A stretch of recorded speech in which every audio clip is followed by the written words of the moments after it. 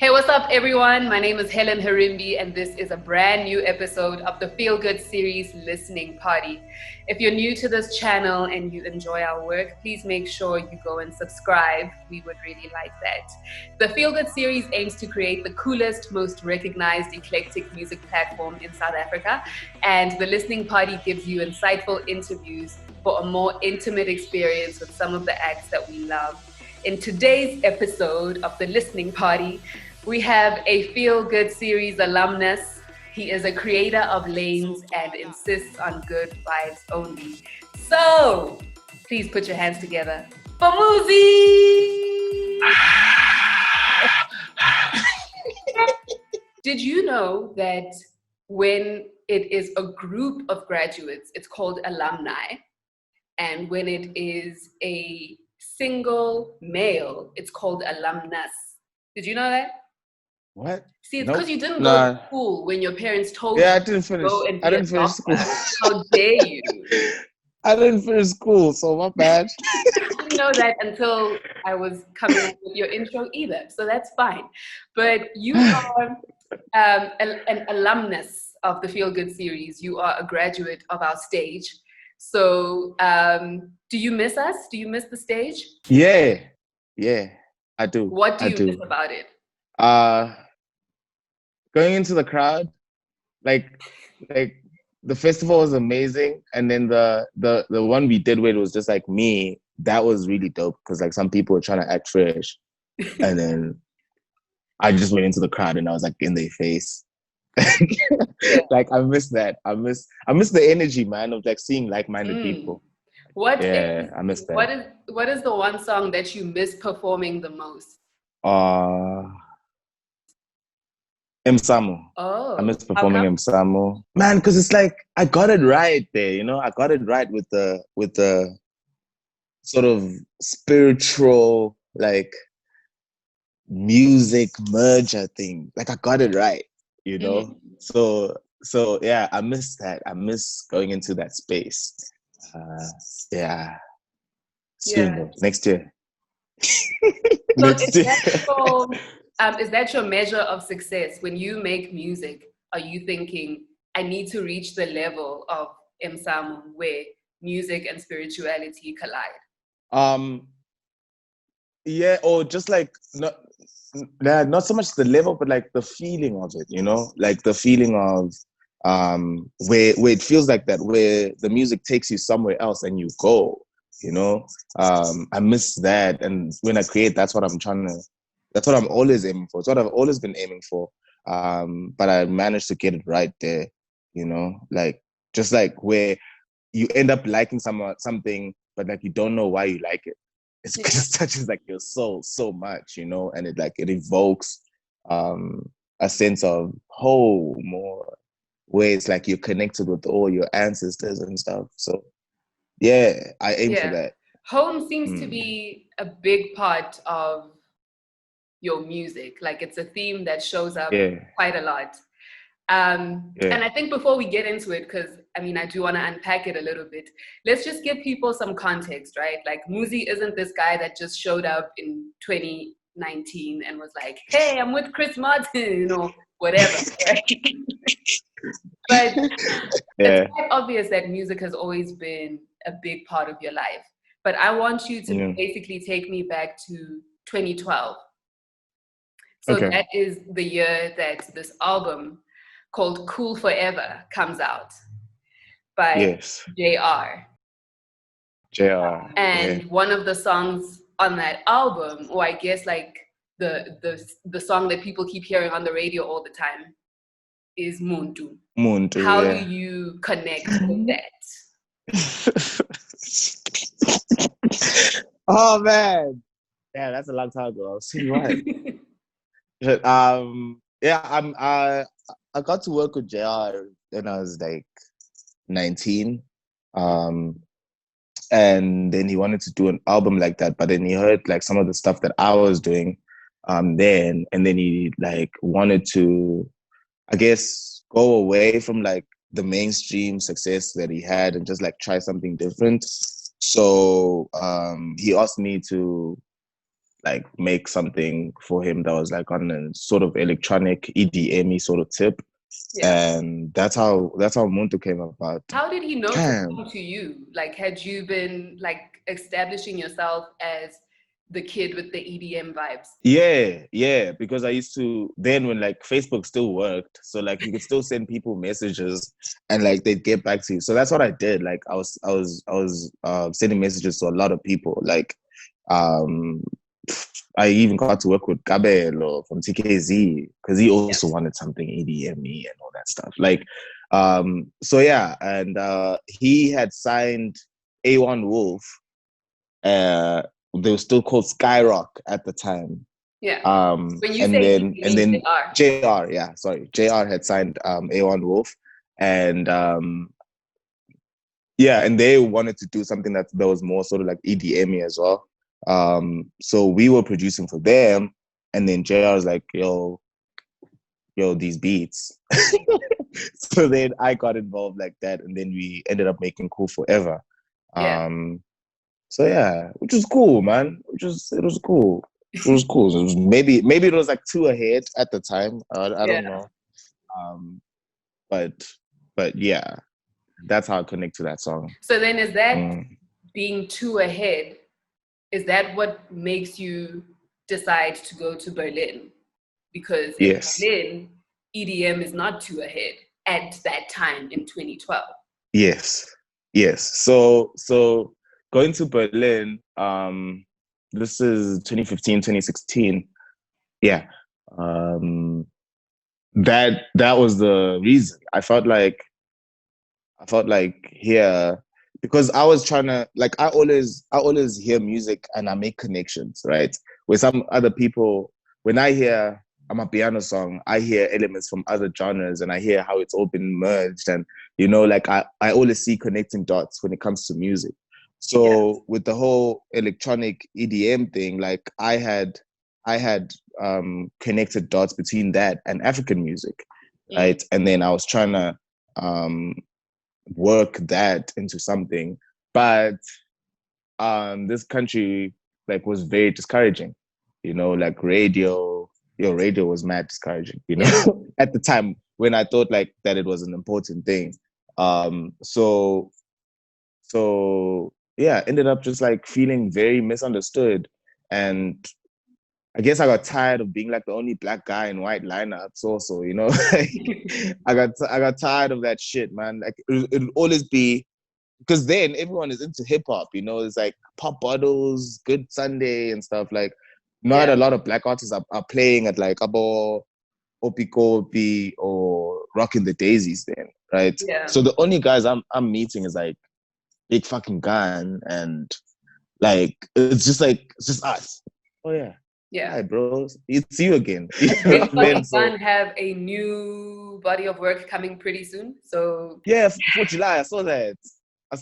You know. Yeah. So it got to a point where it was just like, man, maybe let me go try this somewhere else. Yeah.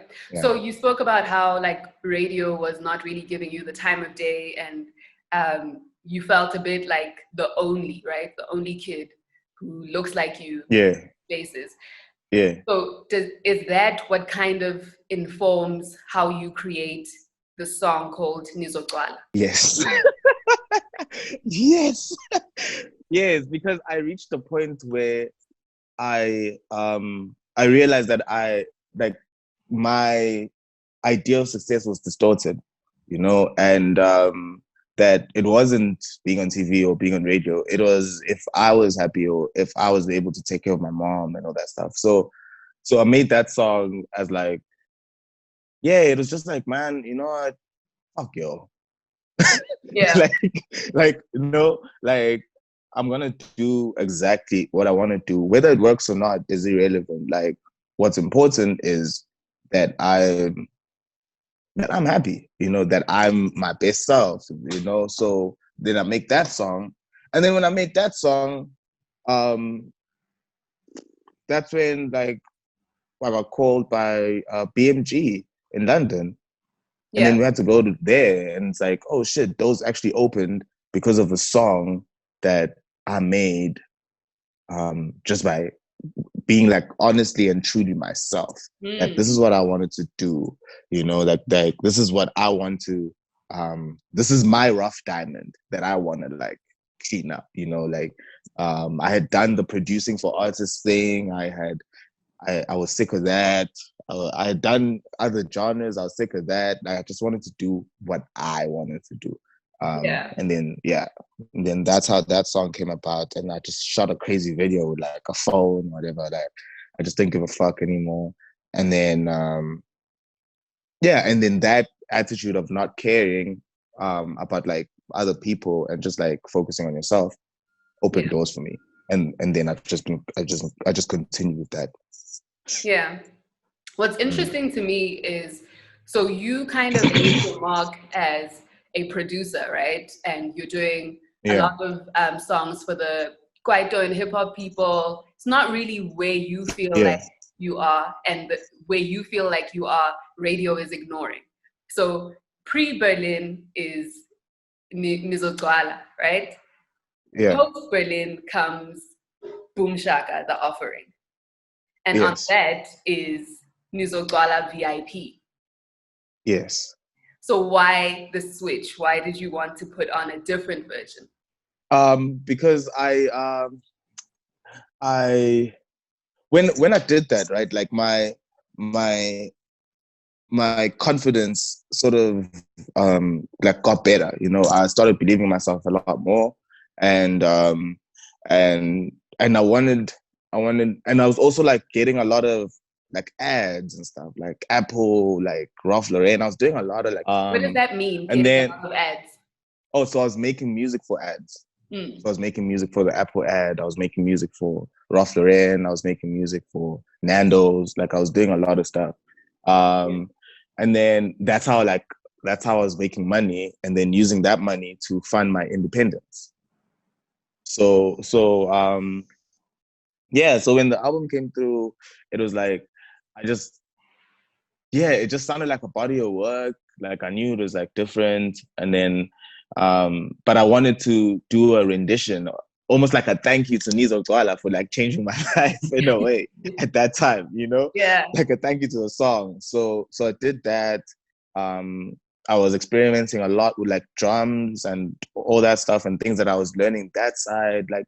I'd see a lot of like Eastern bands, you know, that were making different type of music that I'd never heard before in my life. And then I wanted to incorporate that, and I incorporate some of that in that album. And like, I was meeting like a lot of like cool ass people. I was talking to Skrillex. It was just like a crazy time in my life. So like, I wanted to infuse all of that into that album. And then Nizozwala it just felt like I needed to do something. So where I was actually, we're going to talk about this after we watch the video, because it is the listening party. So we want people to hear what you have to say. But luckily for us, there are some videos as well. So we're going to see. Oh my God. Oh no. All right. Oh no. We're going to play a little bit of the video that is embarrassing MUZI. Yes. Let's check it out.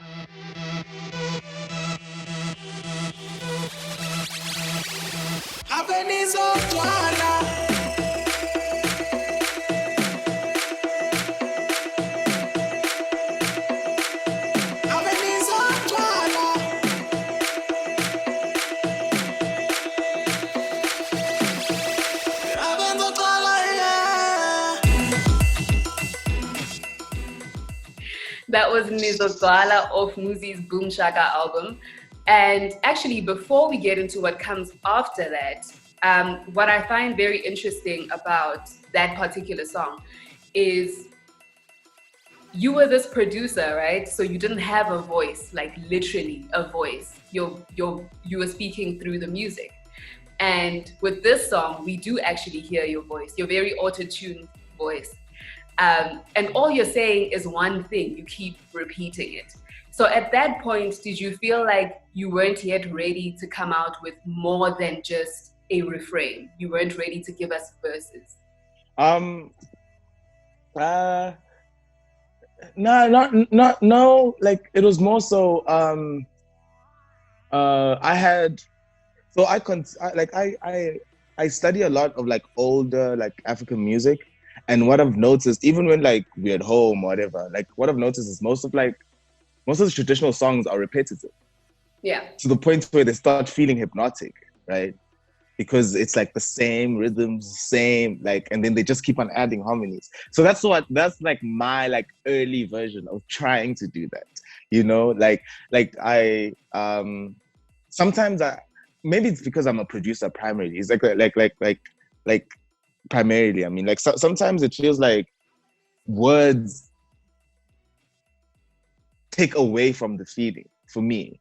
You know, it's like when someone explains themselves too much, and you're like, oh my god, like I couldn't even use my imagination. Oh my god, like you just like okay, that's the painting. You know, like there's Yeah. no room left for the listener to add themselves into the song. So that's why, like even now, the songs I make, they like just us, Yeah. simple things. Yeah, like so that so I think I was still learning then. I'm still learning now, but like then it was more. It was very early, so I was trying to do that. I was trying to have that sort of repetitive, hypnotic thing over a dubstep beat or whatever. Yeah. Yeah. So then after that, right, comes the album that I think was a significant reintroduction of MUZI to the world, right? The album is called Yeah. Afrovision. And Yeah. you open that album with what we were talking about earlier, this idea of home and going home. Yeah. Because at this point, Yeah. you are now back in South Africa, right? Yeah. And Yeah. well, actually, before I ruin it for people, let me allow them to actually hear it from you. Why did you want to open this album uh, with Guinea? With Guinea. I had when I stayed overseas, I realized the importance of home. Um, the beautiful thing about traveling is that you get to bust a lot of myths, and a lot of things that you think like are better because it's in the US or it's in wherever. But like when you're there, um, you miss like the little things, like and when I made Afrovision, I'd come back from Berlin and then I went to Kenya first. Stayed in Kenya for like 2 weeks. Yeah. And then I came back here and it was like, and I was supposed to go back to Germany. But like it was just I was with my mom. I was, like I was at home and that idea, that thing, I was seeing black people, like, like I love black people. Like, Yeah. I was seeing my people again and yeah, I realized the importance of that like sometimes like my journey led me, like I had to leave home to realize the importance of home. And then to open the song up with that was just like purely based on like family is a huge part of like my career and my life. And to know that feeling again of being home was like, it was amazing. So yeah, open up the album with that, you know. Yeah, that was pretty much it. Like, Yeah. like go back home, dog. And Because you most of the also songs that are go ahead. sorry, most of the songs that are like that are about me. Like it's songs that it's like I'm writing a letter to myself. Like I have some songs that are like that where it feels like I'm talking about someone else or whatever, but like I'm talking about myself. Yeah. Like as if a higher version of me is talking to me. Yeah. So yeah. And I suppose also like in the song you speak about how your family is constantly like we are. Yeah.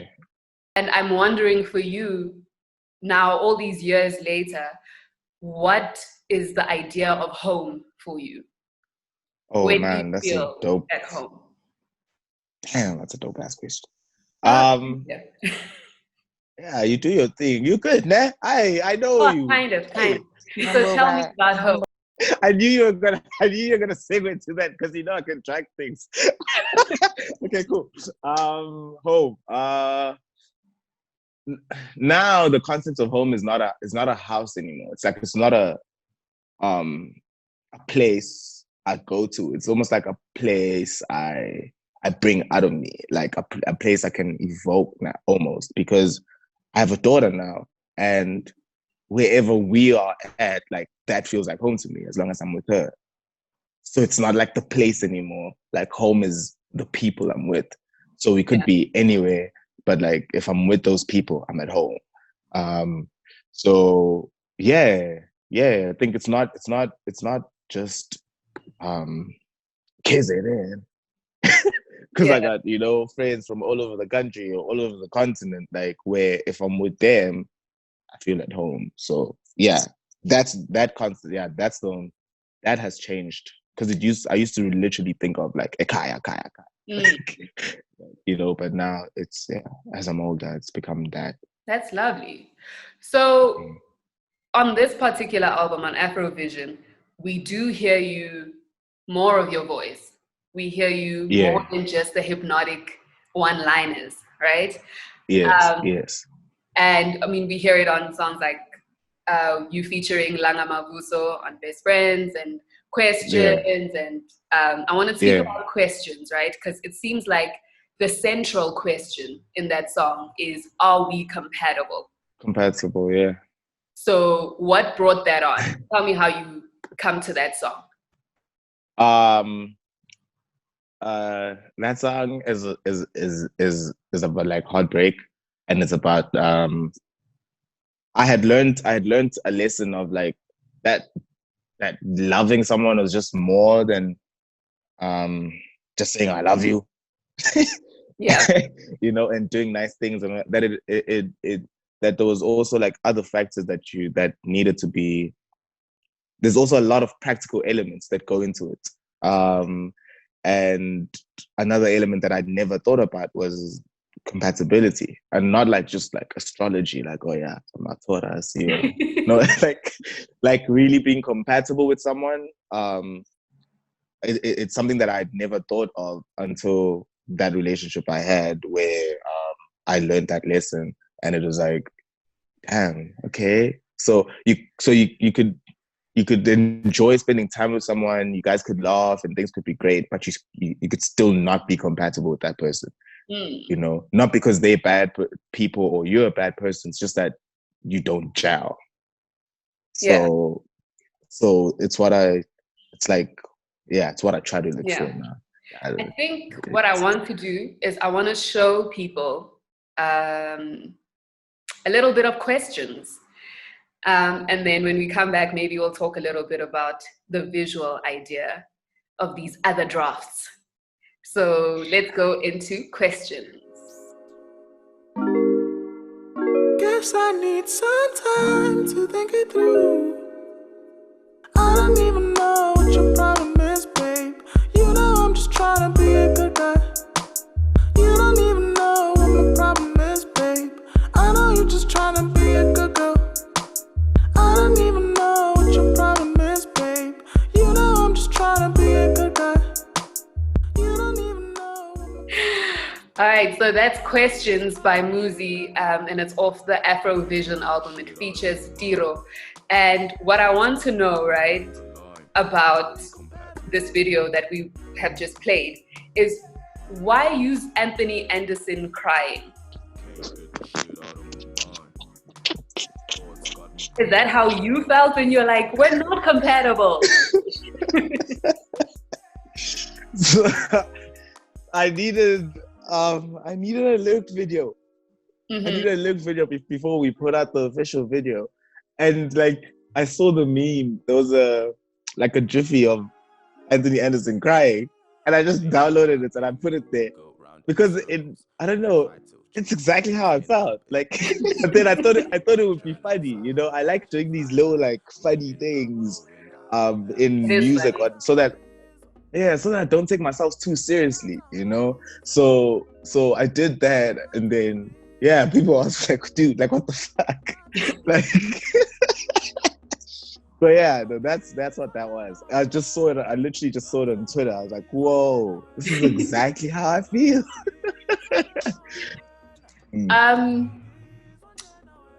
the thing I want to speak about, obviously we want to know a lot more about your latest album. But in between that and Afrovision came Stimela Segolide. Yeah. And, you know, like lyrically, it's still this question of someone leaving to go and try and make things better. Yes. And then it doesn't quite end up, you know, with the happy ending.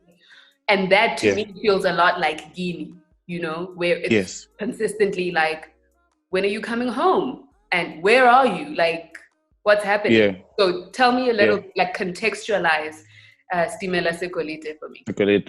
Okay. So like when I like the connection is there because when I make music, like I always try to expand on those ideas because I feel like they're very important.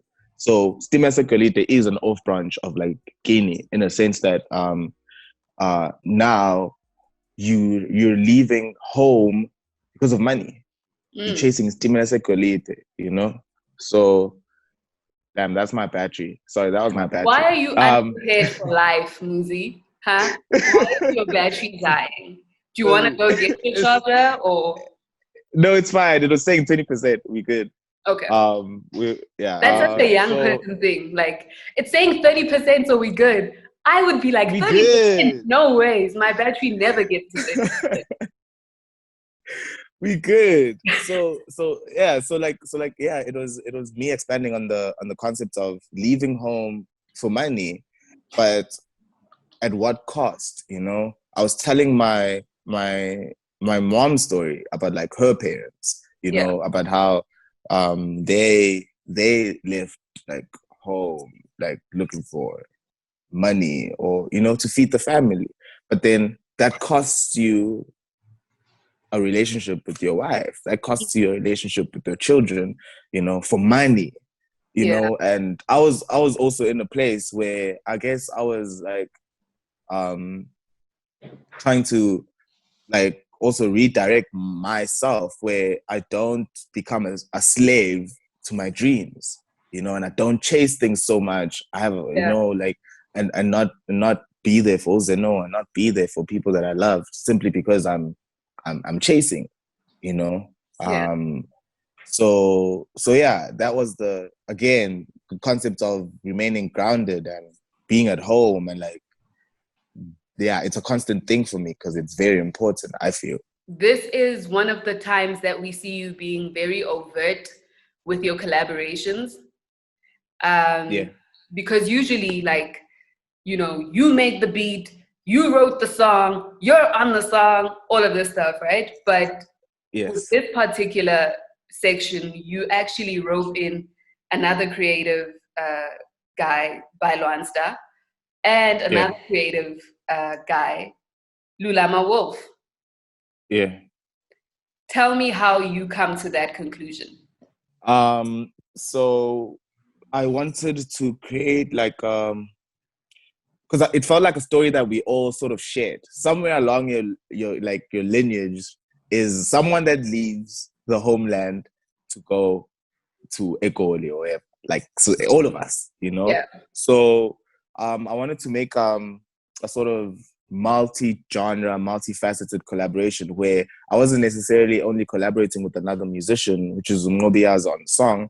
I was collaborating with Bangi on the merch. I was collaborating with Bailwansta on the visuals. I was collaborating with Lama Wolf on the artwork.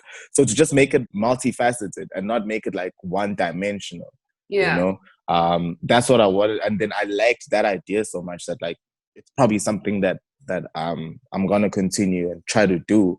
It's just like, it doesn't always have to be me collaborating with other musicians or whatever. Like, it can be some totally weird, different shit, you know? Yeah. So that was the idea behind that. It's like, we all shared the story, so why not get people involved from things that I can't do? That sense of community, I think, is something a lot of people want in their lives, and they don't quite have it on that high a caliber, you know? But I'm wondering if you're good at it, if you're good at allowing other people to run with your ideas as opposed to controlling everything. Oh yeah, nah, like because everyone was told like my brief to everyone was like interpret the music the way you would like see fit. Yeah. So I gave Lama the album, the EP, and then she listened to it and she came up with that. And her rendition of that was like woman being at home, having to look after the household. And that's the album cover. Right. And then uh obviously Bailonsta he makes like he illustrates and it was a cartoon and then he did it his way. And then Bangy came through with his own thing as well. Like, yo, hey, overalls, let's make overalls. I'm like, oh shit, okay, cool.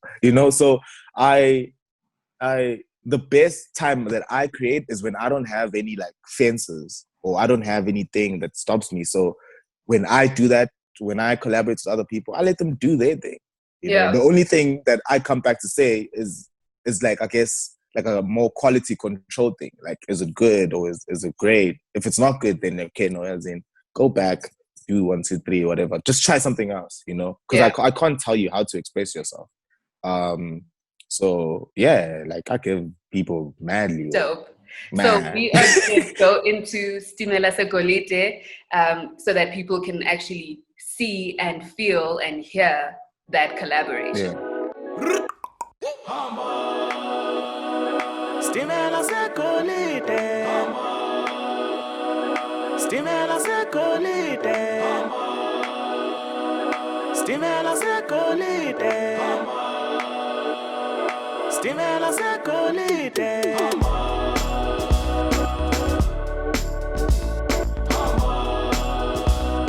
Stimela Sekolite. And we're back. That was Stimela Sekolite. I'm still talking to MUZI. And I want to speak about this new album of yours that came out October 2019, right? Yes. So I was speaking to someone the other day, like months ago, and they were like, have you heard MUZI's Zeno?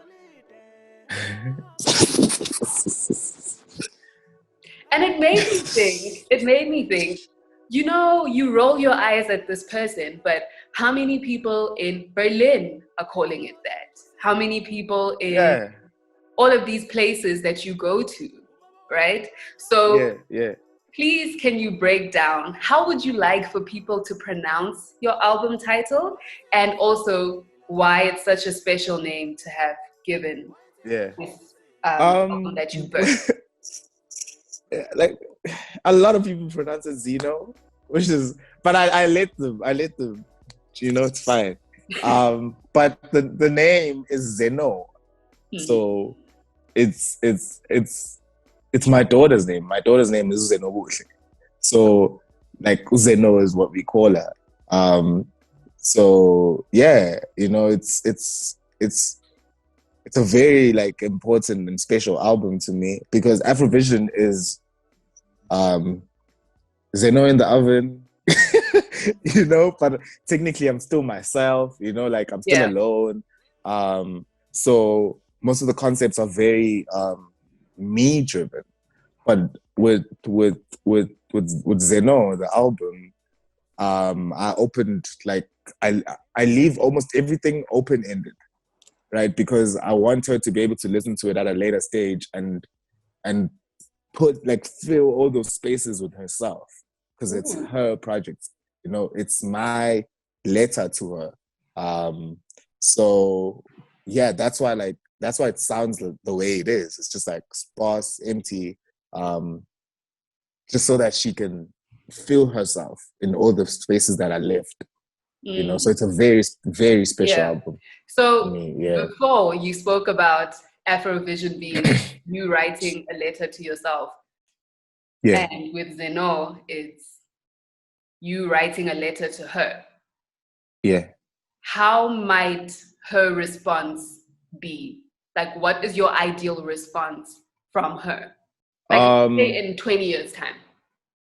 Yeah, because that's what I was imagining it to be. Like, I don't know. I just wanted to know that I really loved her, like, and I always will. And like it's 100 years later. It's just 20 years later. Yeah, but it was because I So I get confronted with like death a lot in my life, right? And it made me, I realized that I won't be here forever. Yeah. Right. And it's not like a morbid feeling, but it's more like a knowing that I don't have infinite time. So because of that, I'd rather focus my energy and make sure that the people I love know that I love them.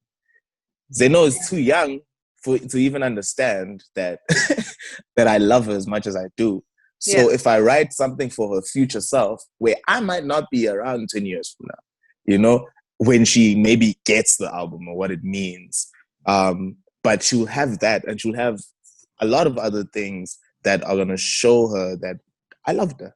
So it was more so just a thing like that. Sometimes you think you have time with the people that you love, but life happens.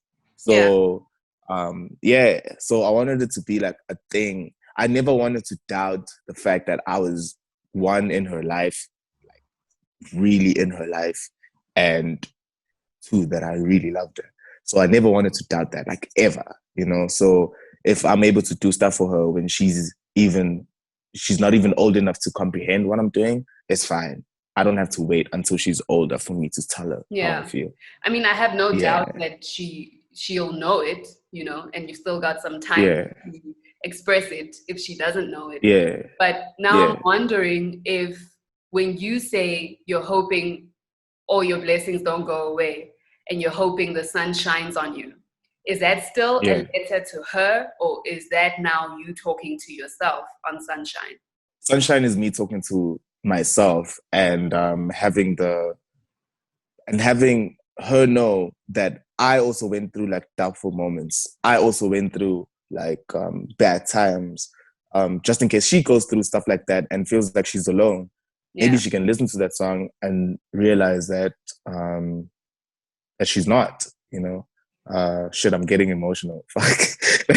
And realize that she's not alone, you know. I used to think that I was alone because my dad wasn't there, you know, when I was going through stuff. So I never want her to have that feeling like it's such a void, you know. So I wanted her to know that shit, man, dad went through shit too, bro. You know, interesting, because I mean, for context, Sunshine is the song that you write after your house is broken into, right? And what people know from you is like super positive, upbeat, like everything's great, right? So as soon as you see the title Sunshine, you think, oh, rays, good vibes, great. And you say you might be okay in the summertime. And that then makes me wonder about what are the ways that you take care of yourself when it's not the summertime. I mean, right now we're freezing our butts off, literally. But when you have those freezing moments in your life, when you are in those valleys, then what brings you out? Are you just waiting it out until it's hot again? Are you just waiting it out until the sun shines on you? What are you doing to take care of yourself? It's not that I wait it out, but I go through the emotion, right? I don't run away from like my pain. And I don't try to like shut it out also. So I try to like face it head on. And I understand that like during your healing, you're still gonna have ups and downs during that time, you know, and that those ups and those downs are just like units of measurement, really. You know, it doesn't mean that it's your whole life. So that's what I accepted, man. Like I accept things, you know, and I luckily I have music, you know, so I usually create a lot also. When it's sunny, I create a lot. But when I'm also in a dark place, I create a lot, you know, like I run to music for everything. So I have that, and that helps quite a bit, because then I'm not really good at communicating, but I know how to put my feelings into songs. Like I really know how to do that, or even if the feeling is in the beat or the feeling, like I know how to do that. So yeah, that's how I usually like deal with stuff. I've tried therapy. It doesn't work for me. And I guess that's the beauty of life, is that you can find out what works for you, and that's fine. You know, like you can find your own healthy habits. So yeah, I love that you said you put the feelings into the music, because it seems like you also put the intentions into the music. Because Zeno, the album, not the person. I also love that it's so KZN. Like, you were raising, well, I guess you are raising someone in Gauteng, but if somebody was like born and bred from parents who are born and bred in Gauteng, they would not be Zeno, you know? Oh yeah, like the inflection is just so different. It's that mpangen coming out. Yeah. But so you open the album with Good Vibes Only. Yeah. And that is setting an intention. Like, you are not here for the BS. You are here for the good times. And I love that you say that the ancestors are right on time. They are never late. Yes. Where did that come from? Just experiencing my own life and seeing how things happen exactly when they should happen. Like, and as much as you can be impatient about it, like when it does happen, it's for the best reasons, you know, like, so, again, acceptance, and knowing that you're not in control. You know, there's things that you can control and there's things that you can't. So because I try to dig so much like into myself, and I try to like learn new things, and I try to unpack MUZI and like, who is this person? So I always remove things. I always remove like things that don't need to be there. And yeah, one thing that a point that I'd gotten to is just like accepting like that if I do my best, that's okay, you know? And that's which, like, I shouldn't, things will happen when the way they're supposed to happen. Like, it's not in my control. So, yeah. And on that note, we're going to check out Good Vibes Only. Truth is, I don't want to wait. Good times and now I got a date. Your bad vibes can't contaminate. See, I pay Zulu when Daba, see you later. Truth is, I don't want to wait. Good times and now I got a date. Your bad vibes can't contaminate. See, I pay Zulu when Daba, see you later. Right on time and sisters never late. Good vibes only. I'ma get mine, no doubts, no debates. That was the first song off of MUZI's brand new album, Zeno. Actually, I mustn't call it Zeno because, you know, the album is called Zeno. The song is called Good Vibes Only, and that's what you just actually checked out. MUZI talk, you know? Another song that gets a lot of love from this new album is Sondela. Yes. So give me context. What is happening in your life when you think, I'm going to create this song? Yeah. I like someone a lot, and and it's like, and then, but obviously because I like putting like comic relief things or whatever, and I like imagining certain things, like I write the verse in the context of me macking on her, but in like an old traditional way, like by the river, you know, where the guy would come through and be like, my family has this, you know, we have so many cows. So I come to Zulu man now, got some big teeth, you know, like, so I'm imagining myself like that. Like, I'm imagining myself by like a river, but me being me in 2019, you know, at the time, you know, so it was like one of those, and I like the way it feels also, because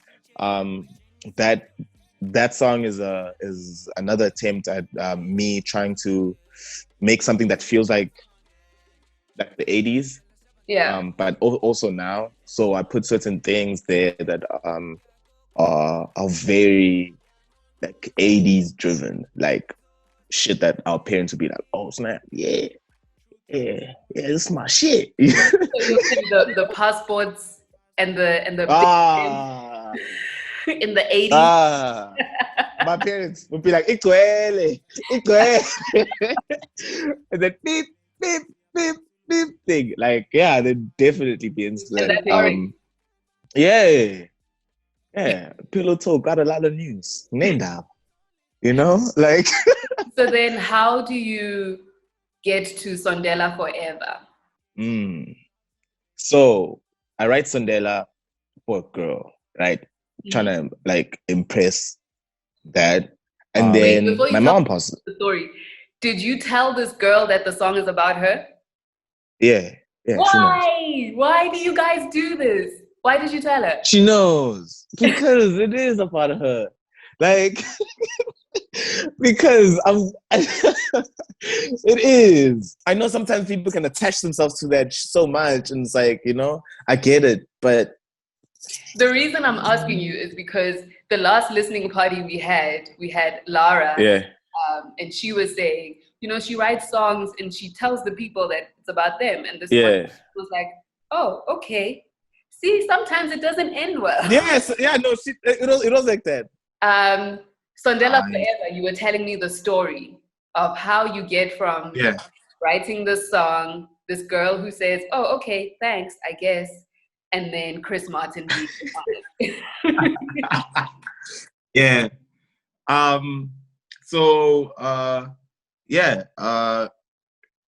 Chris, that was his favorite song on the album, right? Like he's like, he loves it so much. And Chris, my friend, you know, Chris Martin, yes. Says he was chilling with Coldplay, and like everyone was there, and they would listen to the album, and they really love that song. So I'm like, oh man, that's really dope. Thank you. You know, like means a lot. Like I look up to you. You know, things are cool. And then I'm chilling one day, and he sends me like a piano rendition of him playing the song. I'm like, whoa, this is crazy, right? So so it's like that. Like I send it to my friends. Like, you know, it's like he calls me, like, he tells me like I'm the shit and all that stuff. You know, I'm really like I'm amped because you don't meet a lot of people in this industry that don't have egos big enough to not tell you that you're good. Yeah. You know, so that meant a lot to me. And then like I wanted to hear what it sounded like on the song, so I put it on the song, and then that whole Sondela Forever idea just comes through. Yeah. Ding, ding, ding, ding. So then like I make the song. I ask him for a bit more, like a few more like piano parts.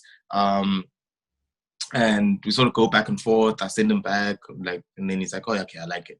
Okay, cool. It's like, is it okay if we credit you? You know, all that stuff. And then he's like, yeah, sure. And then the song comes out. They even tweeted it. Like it was a really beautiful, organic moment, like in my life.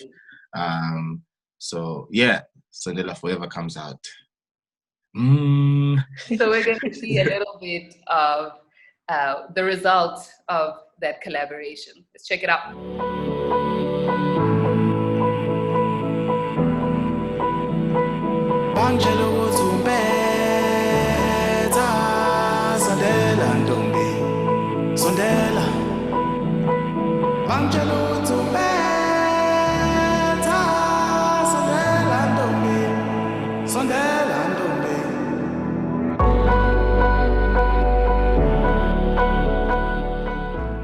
That was Sondela Forever by MUZI featuring Chris Martin.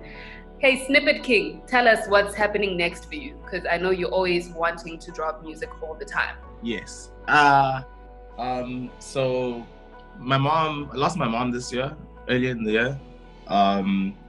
And been trying to deal with that. And music started coming. So I'm making an I think it's an EP of just like abrasive emotion, right? So some of the stuff might not even sound like things that I've made before. Some of it will. I'm making music based on like what she liked about my music. Music that she used to play me when I was young. And I'm trying to like infuse all of that into a few songs.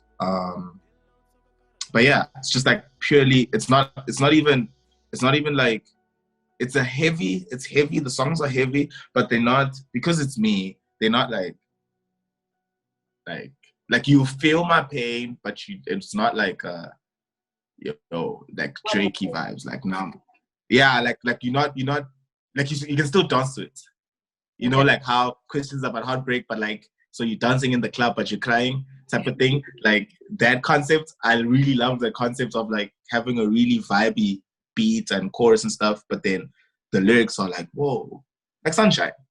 You know, the lyrics are like, damn, dog. Like, you know, so you name the song something that's really light and all that stuff, but then if people actually take the time to listen to what you're saying, they're like, damn, like, dude is hurt.